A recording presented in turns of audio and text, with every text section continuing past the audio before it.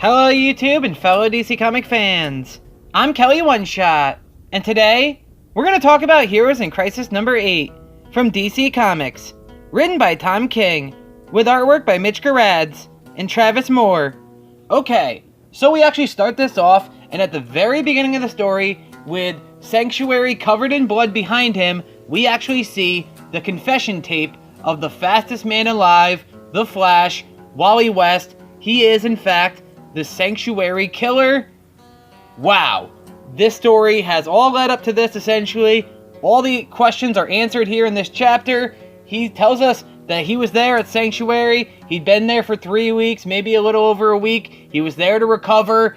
Maybe recovering isn't the best word. He was there to stop hiding, to face his issues, to deal with things, to stop suppressing things, to look at the things that he was maybe ignoring. So he's going over these moments and these memories, and we actually see drawn very beautifully pictures of like Roy Harper here and Cave Boy, who's Narc, and we see several other heroes, Lagoon Boy and Bluebird, Poison Ivy, Commander Steel, etc., etc., and they're all going through their struggle, and Wally's describing his own and the feelings that he felt, and kind of like this feeling that he had that he was here to make himself better, but there was something that was holding him back, and he was trying not to blame anyone else because it was his problem.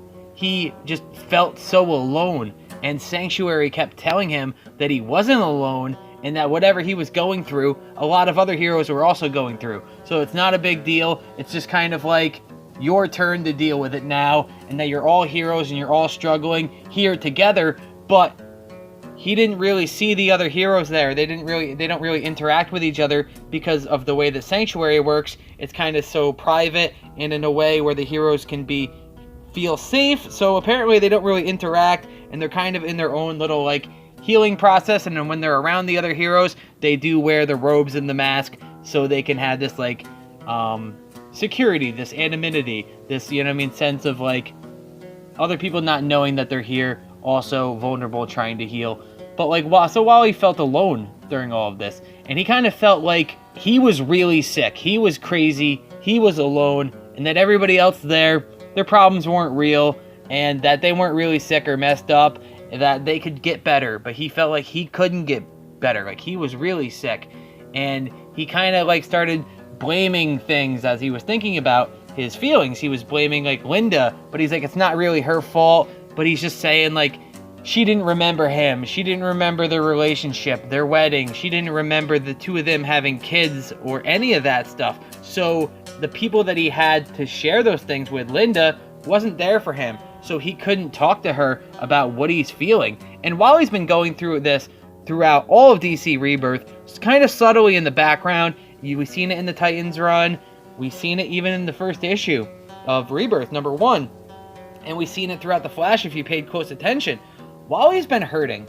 Wally has been feeling alone. He's trying to be connected to this timeline that he wasn't fully a part of, that he was removed from, and he's struggling to find himself still throughout this entirety of DC Rebirth. And he cracked, as we saw in Flash War, so he went to Sanctuary, and he's trying to heal, but he just feels alone. And that's typical when you're dealing with this like post-traumatic stress, is you kind of like a sense of isolationism where you push yourself away and you think that other people can't possibly be feeling the way that you are, that your struggle is unique. And yes, your struggle and the individual factors are unique, but other people do kind of experience some of those things. You know what I mean? I used to feel this way too about myself personally. I'm transgendered. I used to feel like no one else could be feeling what I'm feeling. But eventually I realized that other people are in their own unique ways, and that's okay. And Wally's kind of wondering, like, why can't we be more open about this? Why can't we talk about these things? He's here at Sanctuary to not feel alone. He's here at Sanctuary to stop hiding, like he said earlier in this issue. So he's trying to fight that. And so he ultimately decides that if he's not really alone, if he's not the only hero who is feeling this pain, then he's going to ask Sanctuary, show me an example of somebody else, he says. And then Sanctuary denies because they say that it's anonymous and that all of the data is deleted upon recording and it's separated into a billion pieces. So Wally decides in an instant to run as fast as he can and grab all of this like data of the other heroes at Sanctuary's tapes and their feelings, and he's going to collect all of that data so he can see the videos and see how they feel. And then he did, and it worked. But the problem is he felt the suffering, the sorrow, the emotional trauma of 1,000 heroes in crisis all at once. And for an instant, it hit him all at once. And for an instant, he didn't feel alone. But it broke him because of all of that sorrow that he just instantly experienced. And so he went outside because he needed air. But apparently, him doing this with the data set off some kind of alarm in Sanctuary. So as Wally is like suffering this intense pain of dealing with his own problems and seeing all of the confession tapes of the people at Sanctuary and taking on all of their problems and their trauma, he's going outside. He wants to be alone, but the alarms go off. So the other heroes at Sanctuary go outside as his protocol, and then they see Wally out there. They see him suffering, and they want to help him. They want to be there because they're heroes, and that's what they do every day. But then this just kind of made Wally sadder because, ironically, as much as he felt alone, after he felt all of the suffering all at once, he wanted to just be alone. And when his friends are running up behind him and the other heroes are running up behind him as he's outside at Sanctuary dealing with all of this at once, Wally does what he doesn't normally do ever, and that's lose control. And that the Speed Force is this immense, amazing amount of energy and power, and Wally's is on an exponential level as well, especially during Rebirth. So Wally loses control, and energy flies out of him in all directions. And that's what killed everybody at Sanctuary.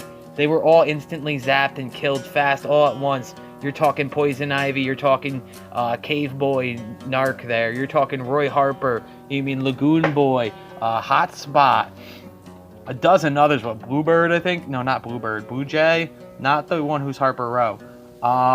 Yeah, Commander Steel and all that stuff. This dude who looks like Geoforce, but I don't think he is. Either way, a bunch of these people die because of like this electric energy and the temporal energy of Wally West just shooting out. But then, without thinking, he doesn't realize what he did, or he realizes what he did, rather.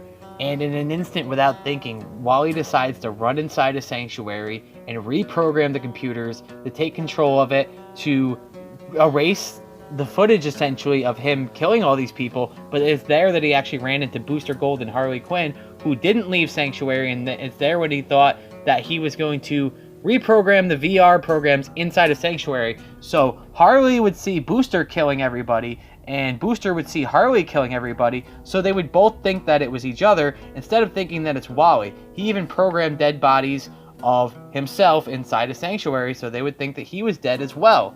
And while they were watching all that and living all of that, he decides to borrow some of Booster Gold's tech, because he has a backup plan that he's going to do, so he decides to go forward with Booster Gold's technology into the future 5 days where he meets himself, which is where the present day storyline is happening, which is where we see the two Wally West standing in front of each other. The one in 5 days in the future is standing with Poison Ivy, and I guess the mainline Wally West would be the one covered in lightning, and Wally from the future tells the present day Wally where to find a specific flower that's floating in Gotham River and to plant it, because that's going to bring Poison Ivy back. And then the current day Wally tells him, is that it? The future one says, yes, that's it. Then the current day Wally kills himself. Well, he kills the future Wally. He then takes that body back to the past and plants it there, and he starts rearranging the bodies in a certain order, setting up the murders, and made it look like it could have either been Harley Quinn or Booster. And he mentions that he spent his life working with the greatest crime scene inspector of all time, which is Barry Allen, and so he knew the clues to leave, and he knew what Barry would assume and the things that he would miss, but he also knew the stuff that Batman would suggest, and he kind of put his body, the future Barry, or the future Wally that he killed, he put that body next to Roy because he felt that it was right, because they were like best friends, they were titans. Oh, it's just so sad. That moment, even that, when I first saw that moment like several months ago, it was so sad, and it's just as sad to see it here because they were best friends. We've confirmed that Wally's the killer. But we then see Wally's telling us the story, and he says that he set Booster out first, and that Booster saw Harley do all of it, and he ran outside, and he kind of cracked, and he was shaken up, and he didn't know what to do. Whereas when Harley saw the VR program of Booster killing everybody, she ran outside, she was shaken up, but she also saw Booster's tracks, and she followed him out because she wanted to take revenge. Wally then also mentions that he killed the Puddlers and put up the crazy note to kind of throw things off a little bit, and then he does mention that it was Barry who actually told him about the Puddlers and what they kind of represent, and how Puddlers like scrap the molten metal and the impure chunks out of metal work, and they remove the flaws and the impurities, and they make the metal stronger, which is kind of like a metaphor and a reference, which is really cool. But it's actually this process of the Puddlers where they're removing the impurities from the metal, this heat and the conditions that they work in kind of kills them. So it's almost like the Puddlers are absorbing the negative energy from the heroes to heal them. That's kind of how Wally explains it here as he sits in Sanctuary covered in blood. Wally then tells us that the bodies and Harley, their fight between each other, and the thing with the Puddler at work that distracted everybody and made everybody focus on the murders that weren't and the suspects that didn't. And meanwhile, despite what he did, he was free, and he had 5 days, because he waited 5 days to travel into the future to make things right. It was 5 days after he lost control, 5 days until he'd come to kill himself, and 5 days for him to do something as good as what he's done bad, and 5 days for him to tell the truth. And it shows us that he's the one who's been sending these confession tapes of all the Sanctuary confessional tapes to Lois Lane so she can report it, because he wants this to be an open issue. He wants people to know that these heroes suffer, and he wants to know the world to know what he did and to pay for his crimes, I guess. And he admits that he wants to try to redeem himself, and that he wants to do something as good as what he did bad. So I think in the next issue we might get a big bombshell of like something amazing that Wally does that's good to try to make up for this, and to try to like maybe be in charge of Rebirth. We've seen Poison Ivy get reborn, and then he specifically tells his past self to find this flower in Gotham Harbor and to plant it specifically here, so Poison Ivy can be reborn. So she's got to be important to something, and I can't wait to find out. We do also have Batgirl and Harley Quinn and Booster Gold and Blue Beetle. They're in the 5 days in the future, which is our present, and they're trying to find Wally. So they're maybe going to run into the two Wallys, or they're going to run into the Wally who's waiting for the Wally to run into the future. I don't know. I'm excited. I can't wait to find out. I'm big sad that Wally's the killer.